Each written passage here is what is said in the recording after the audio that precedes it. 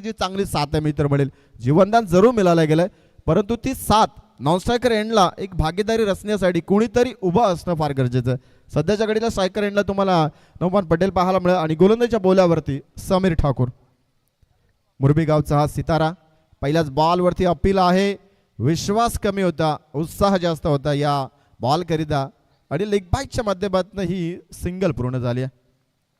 सिंगलच्या मदतीनं score card जरूर थोडासा पुढे सरकताना पाहायला मिळेल, परंतु ज्या धावा आता उरल्या गेल्यात ना त्यासाठी कॅल्क्युलेशन करावं लागेल. 11 बॉल 36 धावा उरल्यात. जर आपला ग्रामीणचा पण विचार केला तर फक्त 6 षटकार, जास्त काही नाही. त्यासाठी तुमच्याकडे 11 बॉल आहेत आणि क्षमता आणि कुवत खरं तर मैदानाच्या आतमध्ये असणारे 2 फलंदाजामध्ये आहे आणि त्याचं प्रात्यक्षिक खरं तर लोकेश भगतनं मागच्या ओव्हरमध्ये दाखवलेत. 4 आत्तापर्यंत षटकार त्याने ठोकलेत. आता जास्त काही नाही, फक्त 6 षटकार हवेत. गोलंदाजी मार्कवर गोलंदाज इथे पुन्हा एकदा फटका उचललाय. क्षेत्ररक्षक तिथे जातोय, कलेक्ट करेल तोपर्यंत पंचांचा इशारा आमच्याकडे येतोय. सुंदर असा षटकार.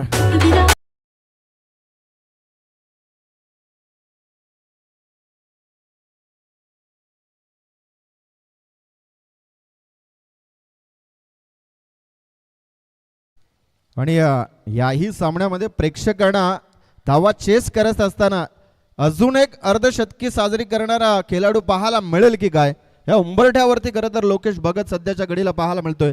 8 बॉल 35. मिस्टामिंग आहे, स्वतः गोलंदाज आलाय परंतु तिकडनं कव्हर करणं क्षेत्ररक्षक आला आणि चांगला झेल टिपलाय. त्याने सांगितलं इट्स माय कॅच आणि सुंदर झेल टिपला गेलाय. बहुमूल्य विकेट, मोलाची विकेट होती या मॅचची, ज्यानं 35 धावांचं योगदान दिलंय. तो लोकेश भगतला इथे मात्र परतवलं जातं.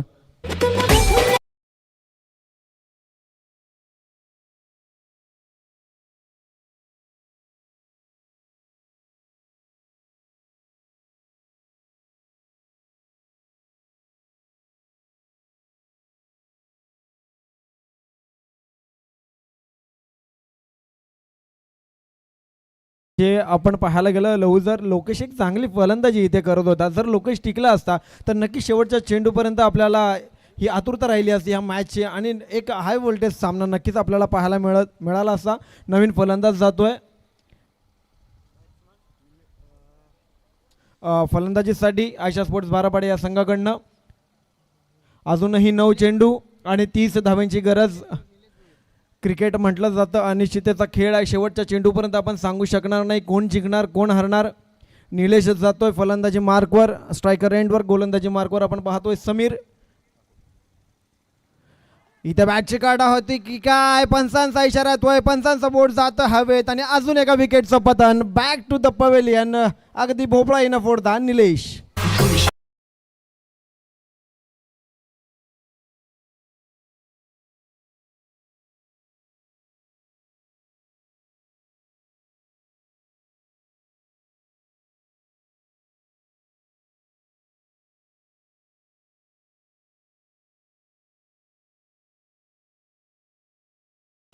Thank you so much. सलग 2 बॉलवरती 2 हादरे देतोय समीर ठाकूर. मुरबीचा हा खेळाडू तुम्हाला पाहायला मिळतोय इन ॲक्शनमध्ये. चांगली गोलंदाजी. निलेश भोईर मॅनफॉर्म भातानं खरं तर बॅटिंगसाठी पाठवलं होतं, भोपलाई न पडता तंबूमध्ये परतलाय. चला फलंदाज लगेच मैदानाच्या आतमध्ये पाठवायचं आहे, जास्त वेळ खर्च करायचा नाही आहे.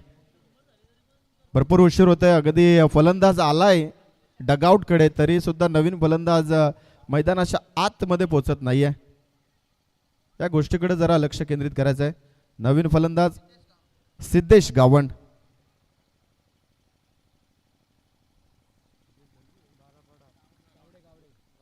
सिद्धेश गावंड खरं तर बारापाडा टीमकडनं हा बिलॉंग करणारा खेळाडू आता इन ॲक्शनमध्ये. आता फार मोठी जबाबदारी आहे. चेंडू इथनं शिल्लक आहे तर आपण पाहिलं तर 8 आणि गरज आहे ती म्हणजे 30 धावेची. 8 बॉल 30 समीकरण आता भरपूर लांबच लांब चाललंय. ज्या लक्ष्याचा पाठलाग करायचा तर तो स्टार्ट मिळाला होता त्याच्यावरती कंट्रोल ठेवलं नाहीये, कारण का प्रत्येक बॉलवरती षटकार ठोकण्याच्या नादामध्ये इथे विकेटवरती विकेट. ऑन हॅट्रिकची संधी खोदून काढला, कॅची नामी संधी आहे. आणि हॅट्रिक संपन्न होईल का? यस, इथे मात्र या स्पर्धेतील दुसरी विकेट हॅट्रिक संपन्न करणारा गोलंदाज आपल्याला पाहायला मिळतोय, तो म्हणजे Sameer Thakur.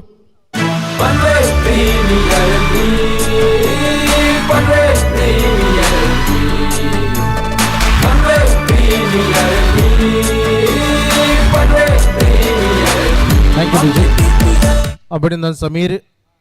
Panvel premier league season 4 मधील दुसरा खेळाडू ज्यानं विकेट हॅट्रिक संपादन केली.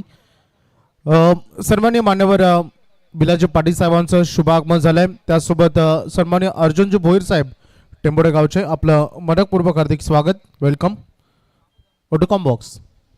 खरं तर समीरचं एक वेगळं वैशिष्ट्य आहे. गोलंदाजी करत असताना बॉलवरती बोट फिरवणं, स्विंग करण्याची जी कला आहे त्याच्यामध्ये खरं तर या संपूर्ण फलंदाजांना इथे मात्र त्यानं बांधून ठेवलं गेलं आहे आणि तिथे विकेटवरती विकेट मिळताना पाहायला मिळतं. करण घनसोलकर मॅन फ्रॉम अंबिवली स्ट्रायकर एंडला स्टारकास्ट खेळाडू आहे. पहिल्याच बॉलला खेळत असताना इथे मात्र झेल ड्रॉप आहे. त्यापेक्षा कव्हरला चांगलं क्षेत्ररक्षण करण्याचा प्रयत्न, उलट्या दिशेनं कव्हर कडनं खेळाडू मागच्या दिशेला गेला आणि हा साधा सोपा झेल नव्हता, परंतु प्रयत्न चांगला राहिला. चौथ्या षटकाचा खेळ इथे समाप्त होतोय. धाव फलकावरती 64, 6 बॉल शिल्लक आणि 28 धावेची गरज.